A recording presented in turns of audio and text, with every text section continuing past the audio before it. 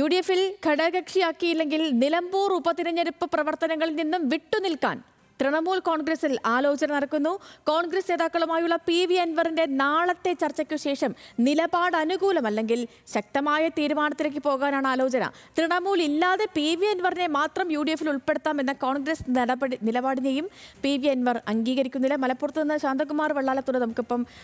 Shantakumar, good morning. തൃണമൂലിനെ ഒപ്പം ചേർക്കില്ല, അതായത് India സഖ്യത്തിന് വിരുദ്ധമായി നിൽക്കുന്നവരെ ഒപ്പം ചേർക്കേണ്ടെന്ന തീരുമാനം. പക്ഷേ PV അൻവറിന് വേണമെങ്കിൽ ചേരാം എന്ന് കോൺഗ്രസ് പറയുന്നു. പക്ഷേ PV അൻവറിന് അതിനോട് താല്പര്യമില്ല. അങ്ങനെ നിലമ്പൂരിൽ പാർട്ടിയെ സംബന്ധിച്ച്, കോൺഗ്രസിനെ സംബന്ധിച്ച് PV അൻവർ ഒരു തലവേദനയായി തീരുകയാണോ?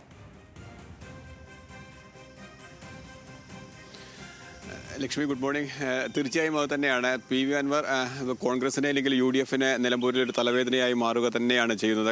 ഇത് ഏറ്റവും പ്രധാനപ്പെട്ടത്, ഘടകകക്ഷിയാക്കിയിട്ടില്ലെങ്കിൽ, തൃണമൂൽ കോൺഗ്രസിനെ ഘടകകക്ഷിയാക്കിയിട്ടില്ലെങ്കിൽ PV അൻവറിനെ മാത്രം UDF-ൽ ഉൾപ്പെടുത്തുന്നതിനെ കുറിച്ച് കോൺഗ്രസ് ആലോചിക്കുമ്പോൾ ആ കാര്യങ്ങളിലേക്ക് തൃണമൂൽ കോൺഗ്രസ് ഒരു തരത്തിലും യോജിക്കില്ല എന്ന് തന്നെയാണ് പറയുന്നത്. അതിന് അത്തരത്തിൽ ഒരു തൃണമൂൽ കോൺഗ്രസിനെ UDF-ൽ എടുക്കുകയാണെങ്കിൽ മാത്രമേ ഉപതെരഞ്ഞെടുപ്പുമായിട്ടുള്ള ഒരു സഹകരണത്തിന് ഉണ്ടാവൂ എന്നുള്ള മുന്നറിയിപ്പ് കൂടി അവർ നൽകുന്നുണ്ട്.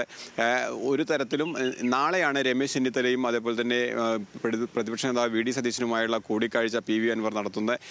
ഈ കൂടിക്കാഴ്ചയിൽ ഒരു അനുകൂലമായ തീരുമാനമുണ്ടായില്ലെങ്കിൽ നിലമ്പൂർ അസംബ്ലി മണ്ഡലത്തിൽ അവർക്ക് എല്ലാ ബൂത്തുകളിലും കമ്മിറ്റികളുണ്ട്. ഈ ബൂത്ത് കമ്മിറ്റികളിലെല്ലാം അറിയിച്ചുകൊണ്ട് ഒരു നിസ്സഹകരണ രീതിയിൽ തന്നെ തെരഞ്ഞെടുപ്പിൽ പോകാൻ തന്നെയാണ് അവർ ഉദ്ദേശിക്കുന്നത്.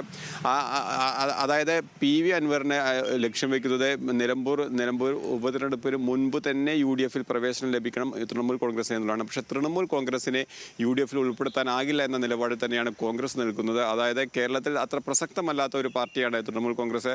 അത് കോൺഗ്രസിൻ്റെയും UDF-ൻ്റെയും സഹായത്തോടു കൂടി അത്തരത്തിലൊരു പാർട്ടി കേരളത്തിൽ വളർന്നു വരേണ്ടതില്ല എന്ന് തന്നെയാണ് കോൺഗ്രസും വിലയിരുത്തുന്നത്. ഇത്തരത്തിൽ ഈ തൃണമൂൽ കോൺഗ്രസ് ദേശീയ തലത്തിൽ കോൺഗ്രസുമായി സഹകരിക്കുന്ന ഒരു പാർട്ടിയല്ല. നമുക്കറിയാം, കഴിഞ്ഞ മഹാരാഷ്ട്രയിലും നേരത്തെ ഹരിയാനയിലുമെല്ലാം കോൺഗ്രസിന് തിരിച്ചടിയേറ്റപ്പോൾ അതിനെതിരെ അതിരൂക്ഷ വിമർശനം, രാഹുൽ ഗാന്ധിക്കെതിരെ ഉൾപ്പെടെ രൂക്ഷ വിമർശനം നടത്തിയിരുന്നു തൃണമൂൽ കോൺഗ്രസും മമതാ ബാനർജിയും എല്ലാം. അത്തരത്തിൽ അവസരം കിട്ടുമ്പോഴെല്ലാം തൃണമൂൽ കോൺഗ്രസിനെ കടന്നാക്രമിക്കുന്ന ഒരു നിലപാടുണ്ട്. അത്തരം ഒരു പാർട്ടിയെ, അപ്രസക്തമായ ഒരു പാർട്ടിയെ കേരളത്തിൽ വളർത്തിക്കൊണ്ടുവരുന്നതിന് കോൺഗ്രസ് മുൻകൈ എടുക്കേണ്ടതില്ല എന്ന നിലപാട് തന്നെയാണ് കോൺഗ്രസിനുള്ളത്. പക്ഷേ തൃണമൂൽ കോൺഗ്രസ് എന്ന ഒരു പാർട്ടിയുമായി മാത്രമേ UDF-ൽ ലയിക്കുകയുള്ളൂ, UDF-ൻ്റെ ഭാഗമാകാൻ തയ്യാറാവുകയുള്ളൂ എന്ന് തന്നെയാണ് PV അൻവർ നിലപാടെടുത്തിരിക്കുന്നത്. PV അൻവറിൻ്റെ രീതികളെല്ലാം അദ്ദേഹത്തിൻ്റെ കഴിഞ്ഞ കാലങ്ങളിൽ ഉണ്ടായിരുന്ന എല്ലാ രീതികളും നമുക്ക് നേരിൽ കണ്ടതാണ്.